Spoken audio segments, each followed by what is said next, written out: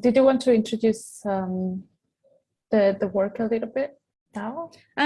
Sure. I mean, I'm just going to jump straight into it, which is to say that hopefully some of you got a chance to attend the plenary session just now, at least even just for a part.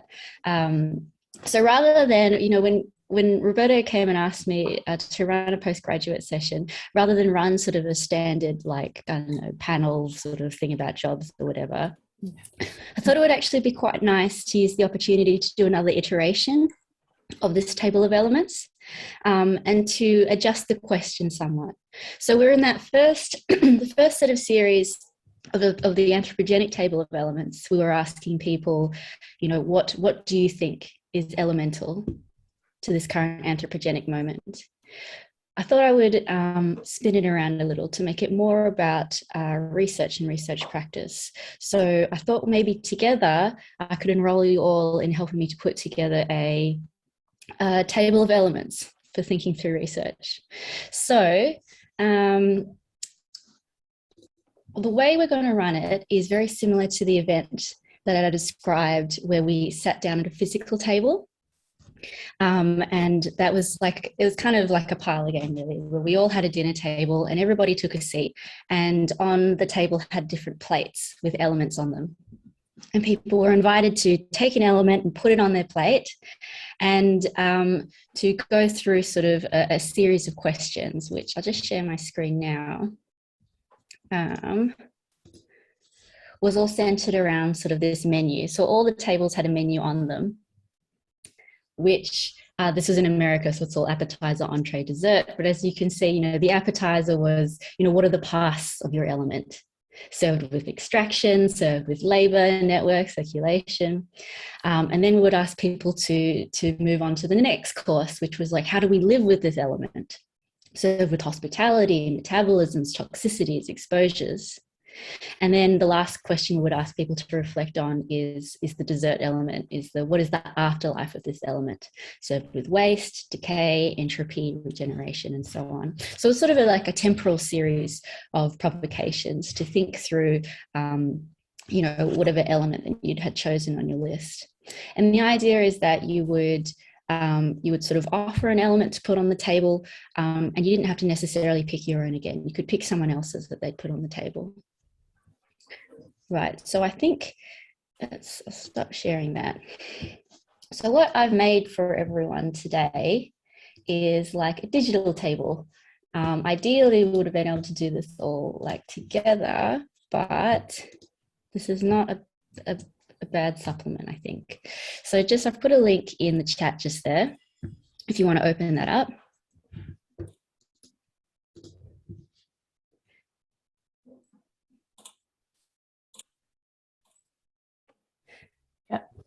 Has everyone been able to open that up? Yeah. Yes. Cool. So I don't know if everyone's used Google Jamboard before, but this is one of Google's like presentation and teaching tools. It's something that some of you might have used in teaching online over the last year or so. But essentially it's like a collaborative board. So I've set it up in this way, like a dinner table. And so the idea is that these little sticky notes, if you can see me moving them around, you can pick them up and put them on your plate.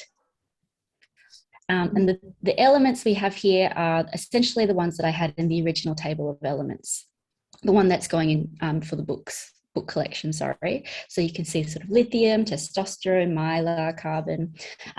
So people at the event here is and feel free to sort of, you'll see on the left-hand side, you can, you should be able to use a text box tool to write your own name and seat yourself at the table.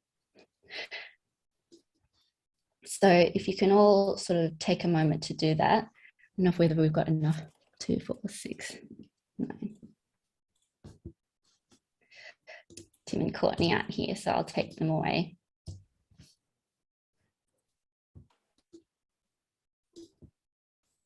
Great. I think I did the wrong thing. Is it working for you? Oh, you've got the... Yeah, I'm bigger. Sorry. All good.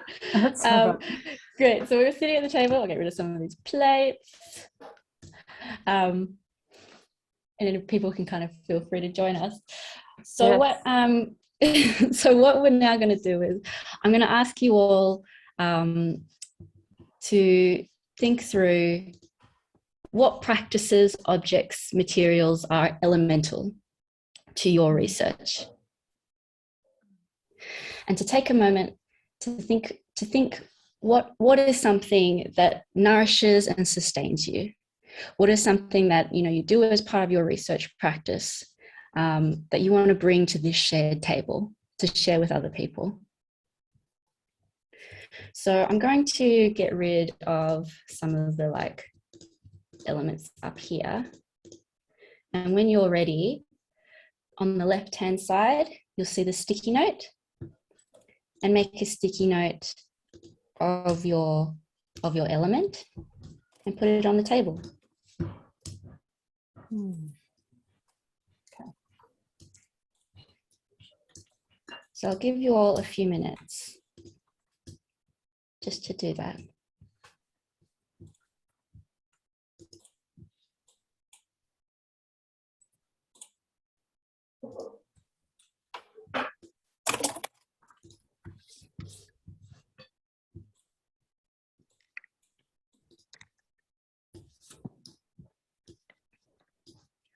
I prepared some little cafe music.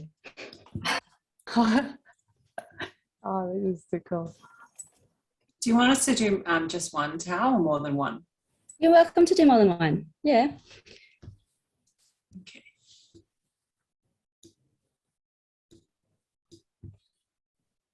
Time, nice.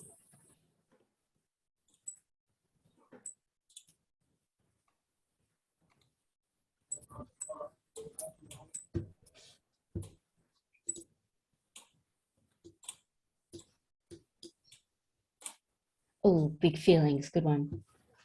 So you can think through the things that help you to work day to day, or it could be, much more closer to your research. Maybe you're thinking about a particular archive that you work with, interlocutors you speak to. Perhaps it's a group of people who you work with, things that you physically consume. Caffeine is there, very important.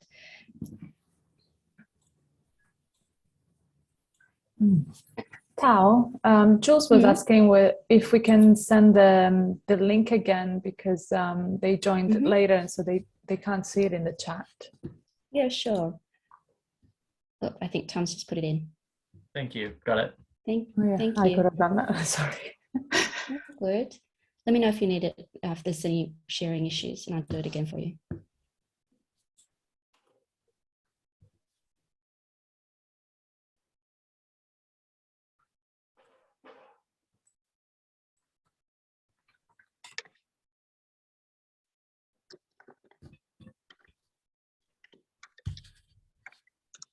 Oh, I love seeing this table fill up. I'm just going to take a bite of my lunch while we're here as well.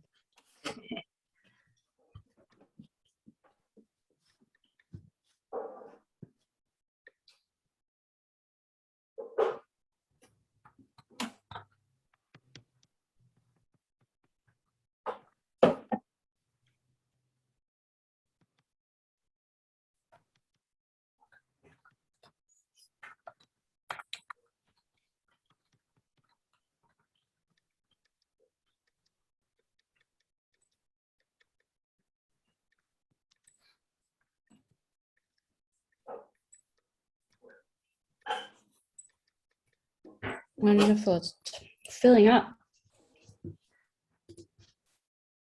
I love it. We should take a screenshot at the end. We definitely will. Great. Okay. Maybe let's pause there for a minute. Oh, dog. Yes, put the dog on the table. Companionship, multi-species companionship, very, very important.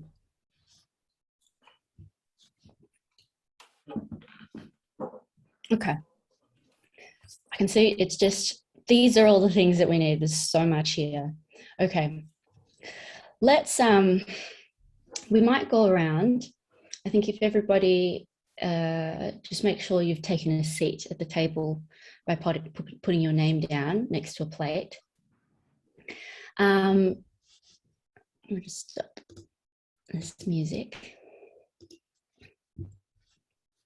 So what we'll do is, in the spirit of the table of elements, we'll all go around and take turns in picking up something on the table and putting it on our plates. It doesn't have to be the thing that you wrote, though it can be, totally, that's fine. If you see something else that you want to take, that's totally fine as well. But pick something up and put it on your plate right now. And then we'll all go around and go through that like menu of items that I had, where we'll talk through sort of what are the parts of that element. You know, why did you, where does that come from? Why is that important to you? Then we'll go through the sort of main course, that is like, how do you live with this element today? How does it make an effect in your life? Is there a question? Sorry. Just one or more than one? Because I'm greedy. I took 3. No, no, that's fine. Take more than one if you like. But we might not have time for you to talk about all of them. So just make sure when it comes to your time, whichever one you want to talk about, we can go into that one in detail. Yeah. So all right, let's start with. Oh, I need to pick up something.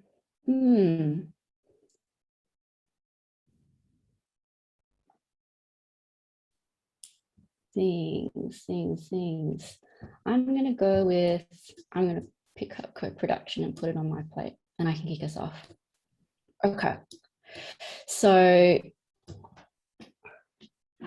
what I actually really love about this particular element, co-production, is that for me,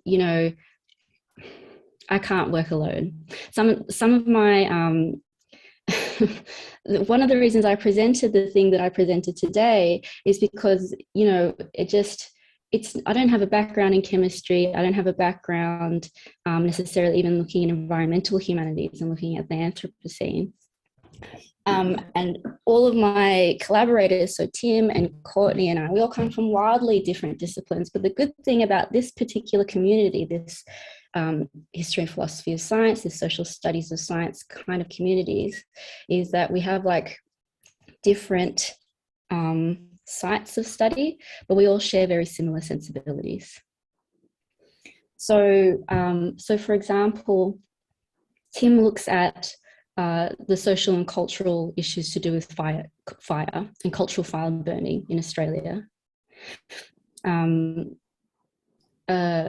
Courtney, for example, has focused her research. She's a medical anthropologist, and she's looked at experimental science, the gene therapies, and sort of interventions into COVID and so on. And I have a really different background. Again, I'm in media studies and look at algorithmic culture and gender and race. But for us, being able to sort of just have a shared sort of set of sensibilities, a shared set of theorists and frameworks that we all have together, meant that we were able to put together like a project like that really, in a really super interesting way, called on our different areas of expertise. And we were able to really co-produce this thing. Like, I don't think any of us could have done it without the other. And again, with all of our interlocutors or the people that we've invited along the journey, they've really made the project what it is. It sort of only came to the fore through these particular meetings. And I like that because, it's so much of academic life is fractured in that way, and we sort of like glamorize academic geniuses or superstars or whatever, but so many, I don't think like academic communities are celebrated enough, like groups of people who co-produce stuff together, and that kind of thing is really important, because when it means that when one of us is winning, everybody wins around us. And that's sort of something to acknowledge, particularly in funding landscapes at the moment, So for a lot of us here, I don't know how many people here are actually students versus ECRs, but in terms of employment opportunities, so for myself, I'm employed on an ARC project as a research fellow. Making a good research community is important for people to get their ARC applications off the ground. And most people, when they get a good ARC application off the ground that is funded by the Australian government, they build into that these opportunities for students. And this is quite important at the moment because there are so few entry-level positions. Yep. So my point in a lot of ways around this when it comes to research practice is like, it's not just good individually for like growing in your own and ideas and developing yourself, but being part of an academic community is quite important because when those things come up, you want to be a part of that circle, to be someone to be considered when it's all happening. But that's enough from me. Okay, let's move around the table. I can see, let's go to Gemma because you picked up a big one. Yes.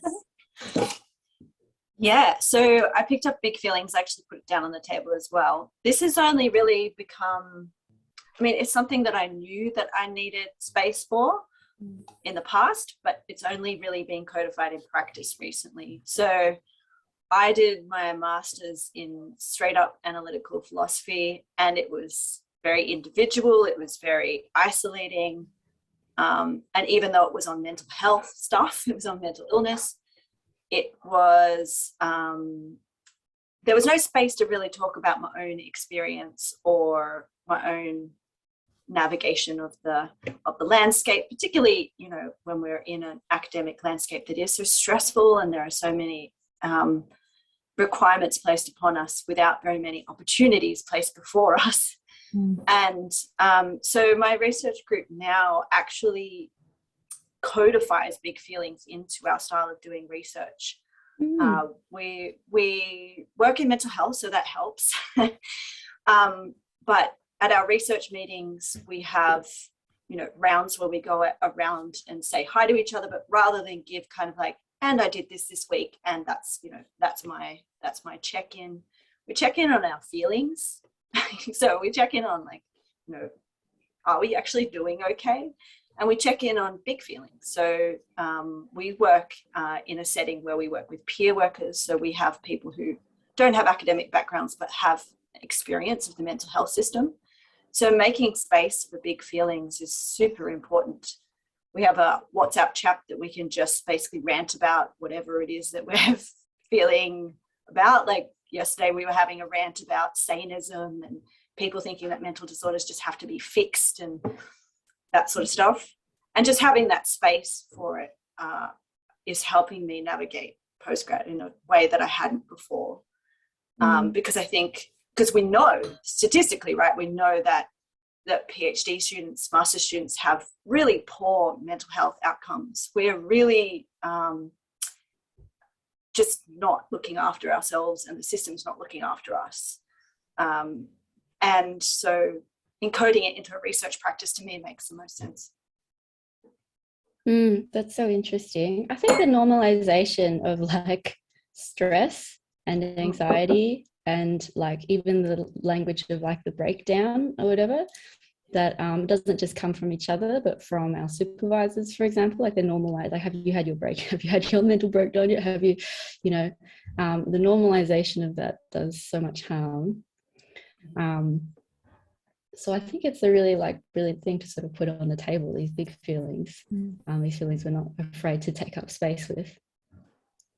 Maybe let's go to Rebecca next. Yeah, hi everyone.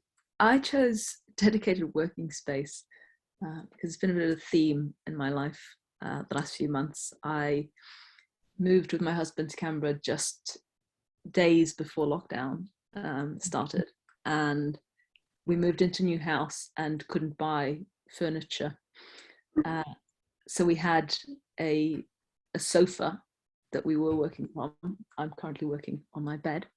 And there was really no sort of dedicated working space. We've now finally managed to buy a desk and a dining table that I can work from. We're still not allowed on campus yet. And so it's been a process of learning how to work in lots of different places, but through that process, I feel like my mind has been getting quite scattered. And I've been thinking a lot about what kind of a workspace do I want to have, and thinking about returning to campus. My lab group is moving into new rooms, and we've been talking about how to set it up so that we can work collaboratively in some cases. Some people need more quiet space. I personally need a very quiet place to work. Some people like to be able to talk to each other, and just thinking about how we're going to design that space so that everybody gets what they need and has a space that's dedicated, not just in terms of this is the place where I sit, but this is the place where I kind of dedicate my time and dedicate myself to. And so, yeah, this one was really very relevant to me at the moment. Yeah, brilliant. I mean, I think so many students in particular now, not very rare to get your own office. Yeah, very rare to even get your own desk.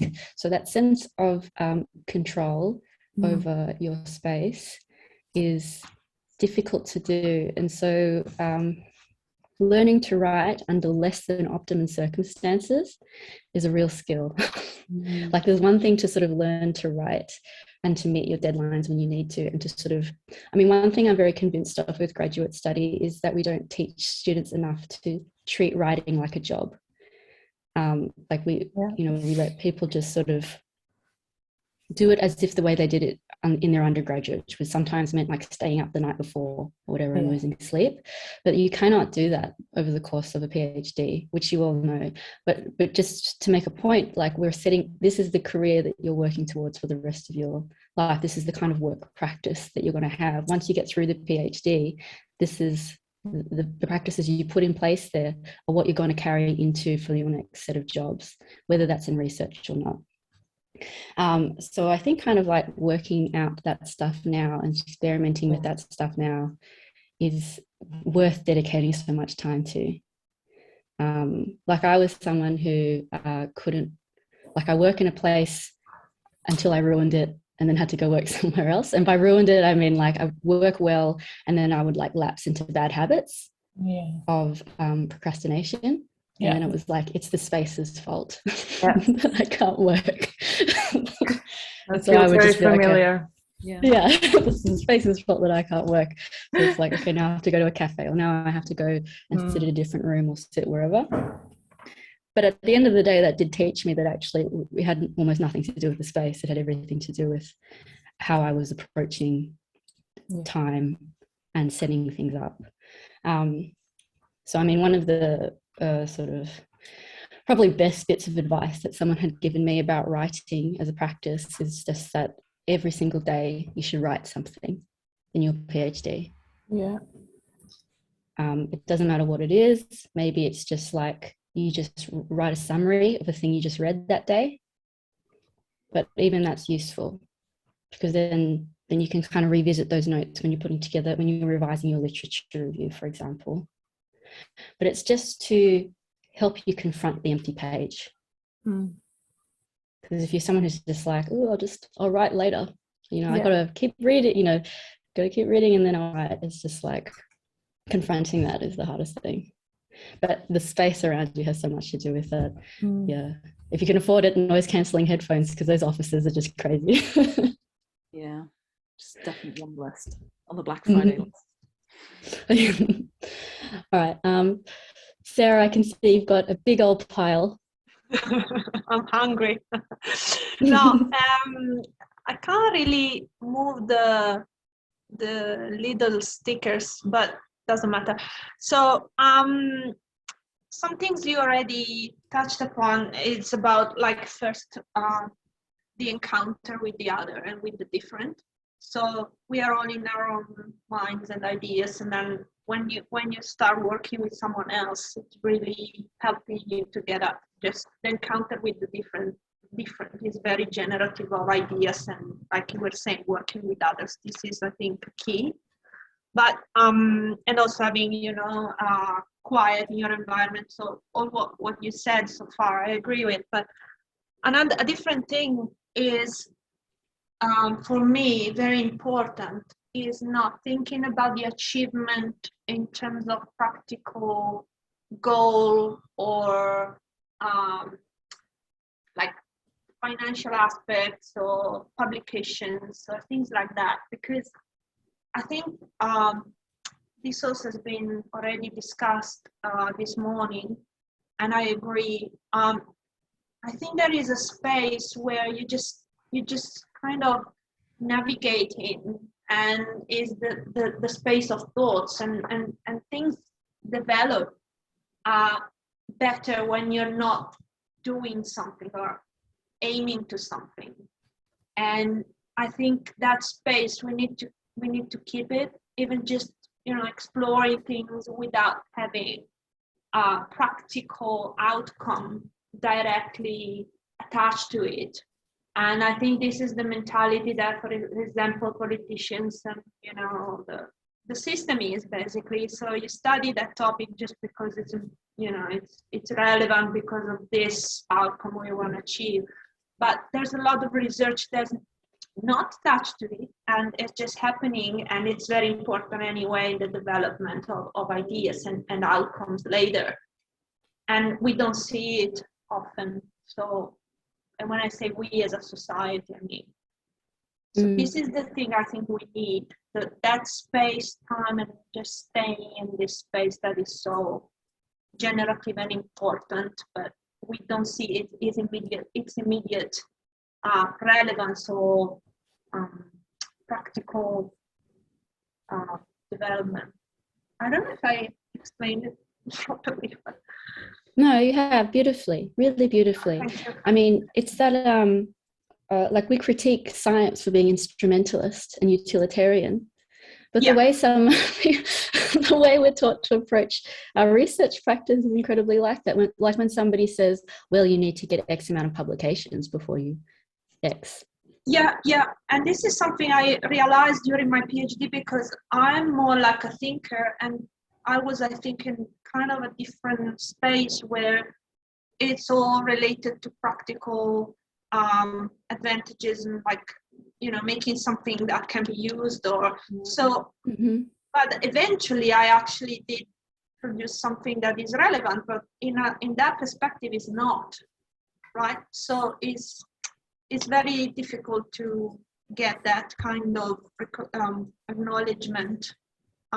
Not personally, I'm not saying personally, I'm saying just as a researcher, or maybe getting grants or something. You're not, because that's not important, right? So so this is what I think. No, that's great. And I mean, I think it's important to have metric. I mean, we need to critique this like metric obsessed culture, but one of the other problems with sort of the obsession with metrics in our profession as well is that things like publications or whatever, they take such a long time before you can kind of claim that metric as your own. So you're sort of, particularly in your PhD, you're left with a lot of time between celebrating wins and a lot of time between being able to pat yourself on the back and feel good about a thing. Because if the thing that you're like celebrating is like, oh, when I finally get past that hurdle, or when I finally do X, it's sort of, there's a long time between those moments. And if that's something that nourishes you and sustains you, like you really need that kind of affirmation, then doing stuff that what I've done with this project, publishing things that are not peer reviewed because they come out quicker, going to a conference but not necessarily attending as a presentation, but being able to bring like a game or something to play with people. Doing those sorts of things is quite a nice way to kind of continually get this some affirmation and positive feedback on top of meeting people and having fun and all that kind of stuff. Because once again, if you're someone who needs that to nourish yourself, it's important to just be attentive to it as well. And it kind of can also tell you about like different trajectories for you outside of what a lot of people expect from PhDs, because the typical path of PhD to a lecturer position is very rare these days. Yeah.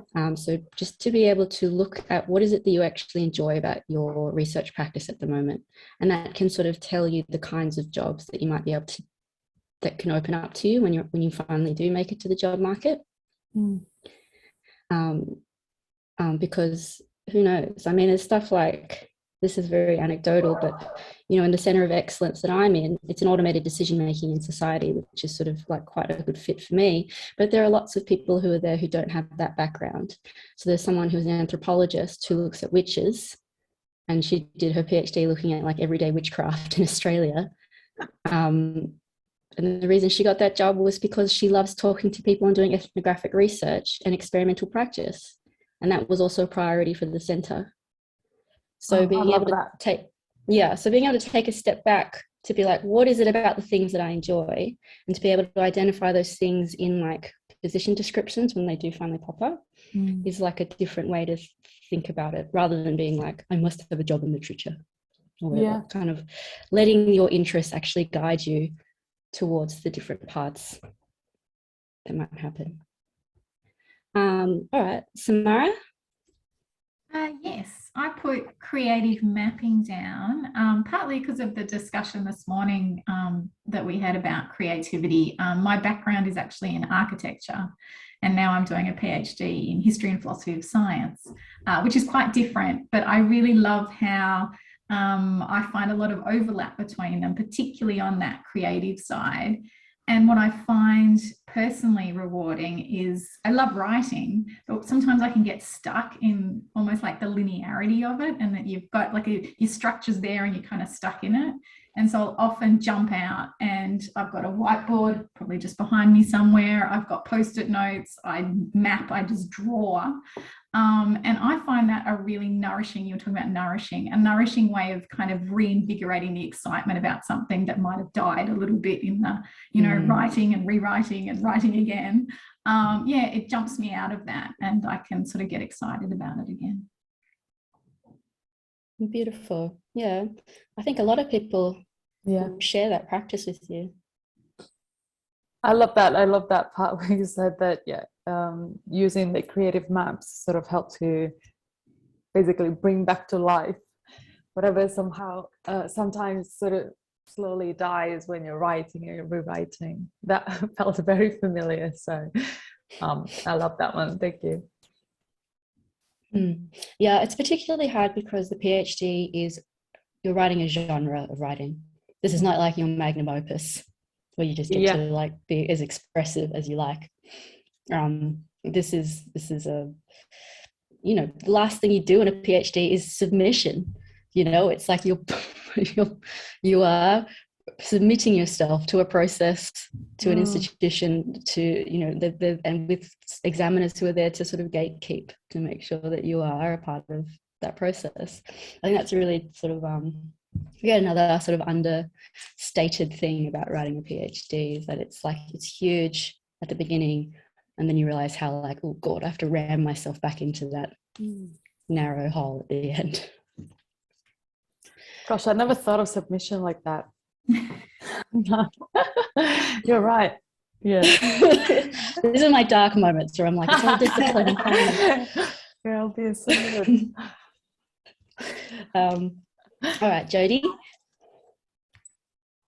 It's been so lovely to hear everyone's thoughts, by the way. But I had writing groups. I wasn't sure how much new I would be able to say about that compared to what's been already said. So I had something else as well. But I guess the only thing I would add, like other than what everyone else has said, which I totally agree with, would be the like the timeliness of writing groups, and the like kind of like the just in time kind of aspect of feedback, that kind of things come up for you as you're writing, and then that aspect of at the end being able to kind of talk about that in real time, like, and as things happen, or as you've encountered a problem in your writing or in your thought. And I found that so beneficial. as one of the aspects of writing with group, other than thinking with people and kind of getting that kind of good communal vibe. I think that timeliness of it is really nice as well. And the setting aside of time together. And then my other thing was kind of about refining and reiterating. I think that's been something for me, and just kind of thinking always about ideas kind of in train and in process, and kind of not letting go of the idea of getting to an end point. And that whatever I submit is always just kind of the capturing the thinking of that point in time. And when I'm struggling with a piece of text, to think about, you know, how might I reiterate or rethink what I'm doing, and like maybe the block is that it needs to be rethought. And that's changed the way I see other people's writing as well. I think I always thought, I'd read a journal article and I thought, oh, this is kind of the culmination of someone's work, you know, the end point. And now I can see that maybe that's like that for other people as well. It's kind of capturing a moment of thought at a point in time. And so those were some of the things that I thought about. I love that. I think that's such a useful way to approach the PhD, to make it a approachable task. You know, part of the task of the PhD isn't just writing what you know on that topic or answering that question. It's like, in the time you've been given, what can you say about this? You know, because it's, you know, it's sort of, when these things blow out, they obviously always don't go to plan, but it's just at some stage you need to let it go and move on with your life for your own sake. Yeah. And we always think about how in our little writing group, actually Roberta and I write together a lot, and it's been really helpful that, like, you get to the end and then you see how you would have done it if you'd gone from the beginning again. Like, one of the cruel things of the PhD is that once you get to the end, you kind of see how you would have done it better from the beginning. So yeah, it's kind of all versions. Things. Yeah, but that's also the gift of the PhD. I mean, that's just one document. You know, once it's done, you'll have the opportunity to turn it into a book, and then you can revisit those things. You know, you've written the PhD for the purpose of examination, and then you get to, once you've had some space to do those other things with it, turn it into a book, or turn it into a performance, or turn it into whatever you need to turn it into to give you nourishment about it, and to revisit those things again, this sort of like rock turning over and over again. The other thing I really liked that what you said about setting aside time, because that is like one of my new research practices that I have around writing practices, is to block out days for writing, block out sections of time for writing. And I write, you know, and when that time's over, writing is done. Yeah. And that's how I can treat it like a job instead of as an identity that consumes you. Yeah, that's such a nice way to put it. Yeah, and it's just whatever you got done at the end of that day, and it's okay.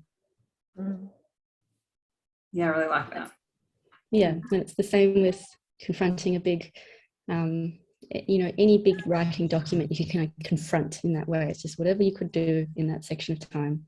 Revisit it tomorrow, make more time later, but don't let it eat into your, like, now my practice is like, now that I have it as a full-time job, it's like I literally do it 9 to 5 and I don't work on weekends.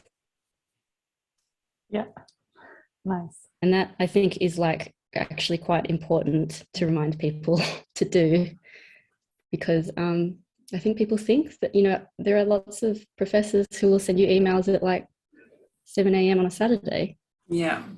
But you don't have to work like them. You can work however you want, as long as you get it done.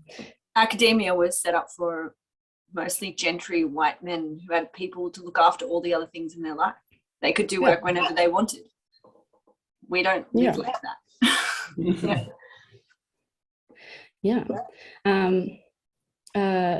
All right, let's go to Jules has left us, but how about Chris? All right. The main thing I have here in front of me is physical books and libraries, because I absolutely adore working on campus and being able to, if I'm researching something and find a book on it online, being able to find that physically in the library and then just walk over and then grab it. But I also find that, while I'm looking for it there, in amongst all the other books. Sometimes I'll find other books with eye-catching titles or takes on topics that are just sitting next to it either side in the Dewey Decimal System, that I wouldn't have encountered otherwise. And so often I'll go for one book and I'll come back carrying a stack. I sort of really enjoy being able to do that. I find I read and absorb better from the physical book than on the screen, which is somewhat ironic given that I'm working in the digital humanities space. But I think it's one of the biggest things I miss about working on campus is just being able to go off to the library and see what I can find. Yes, absolutely. So underrated. So underrated. The tactility of reading is so underrated. Yeah. I mean, it's so interesting to me that the age of digital information is said to open things up and give us like nonlinear networks. But reading a book, reading a PDF is the most linear way of reading that you can do. It's just what a nightmare it is to try and get to a footnote in a PDF. Oh my God, yes. Man, just you saying that made me miss the smell of a musty book. Yes. Jody was saying about posting, you post notes and notes on the side, as well. And yeah, I agree with that. So important, yeah, to be able to sort of make connections, to be surprised by what you find in an archive, to be surprised by what you find on the shelf. That has been like a real loss over the last 2 years, I think. A real loss. But hopefully we'll be able to go back soon. Well, you're in there now, which is good. Hopefully you can go into the library. Okay, Roberta. Okay, so I loved what everyone else said as well. The big feelings, the workspace, the creativity, using the maps or the writing groups that with Jody we've been meeting now for a while every Monday. And it's a really, really nice way of starting the week and having those chats and just being able to, see where we're at and be, completely honest about how we're feeling about the week coming. So I absolutely love the writing groups, and I'm at the latest, I'm towards the end of my PhD, and I think it would have been nice if I sort of did this earlier. Maybe I took it for granted when we were at uni that you had people around you, but I guess the writing group, like having a specific time where we all come together and you just do that, and then you have a quick chat about what you're doing and what you're struggling with. It's so useful, and I would definitely recommend that to everyone who's trying to do this. I put both time because I guess I realized that sometimes depending on how my time is organized, if you have to send timelines to your supervisors and tell them when you're going to submit this and by when you want the feedback and when you're going to submit the other piece of work and how it will all come together to be able to finish within that submission. And I find that way of approaching the time of finishing the PhD as obviously very stressful. And the more I have to do this type of work, and on one side I understand how helpful it is to sort of understand what needs to be done and if I have the time to do it. On the other side, the more I have to think about it, the more I have to try to think about this process that is a creative process and try to fit it into this very very how do you say it, like structured way of thinking about time and the practice. I find it stressful and not useful at all, and I can't really work as well. And so there are moments where maybe I just decide that so I think we're recording, they're like, fuck it, you know, like I don't care about being able, you know, I was supposed to finish this you know, chapter by the end of the week, and I haven't, you know, it's fine. And when I actually do that, and I you know, sort of really take that in, even physically, it's just it's the moment where I actually am able to do some work. That's it, it's fine. And it's just like my body becomes, I feel it differently. I become, I don't know if it's lighter, but just like more relaxed, and somehow I feel more engaged with my work, and I actually want to write and do things. So I have realized that I have to find some sort of way of you know, do all those bureaucratic things that need to be done, but at the same time finding a different way of, you know, finding a way to still be in that moment and not being completely taken over by these timelines. And yeah, the other one I put, it was my childhood teddy bear, just because it was a way to reference my family, and I guess, yeah, the need of those type of connections that have nothing to do with your PhD. They can barely understand, I can barely explain my work to them. So it's definitely not a thing that we talk about much. And they're in Italy, and just during the lockdown, they sent me one of my childhood teddy bear. Just, they were like, oh, so you can hug him because we can't hug you, you know.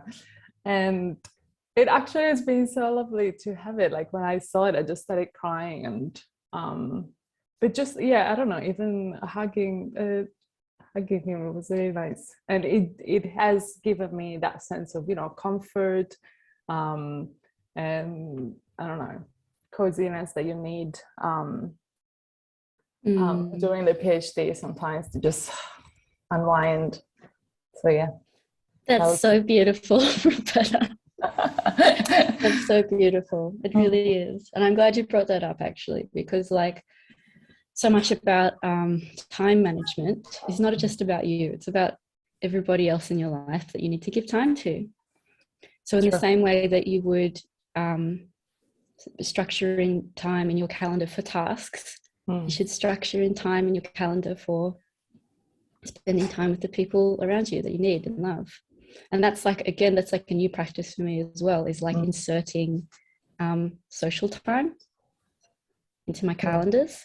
So on Saturdays and Sundays, like inserting all my social things in there so that I don't think that I have the time free, because I don't. That time is for somebody else. That time has been allocated. Oh, nice. Yeah. And so it's just like, well, when Friday comes, I need to stop working on it now. Yeah. So it just needs to be done. And that kind of like boundary work is like so important. I'm just wary of the time. I'm talking about time. Talking about time. I know that I can see that Ian's here. You haven't had a chance to contribute anything if you've been listening in. Oh yeah, yeah. Oh, I can't hear you, sorry. Well, hello? No, can't hear you.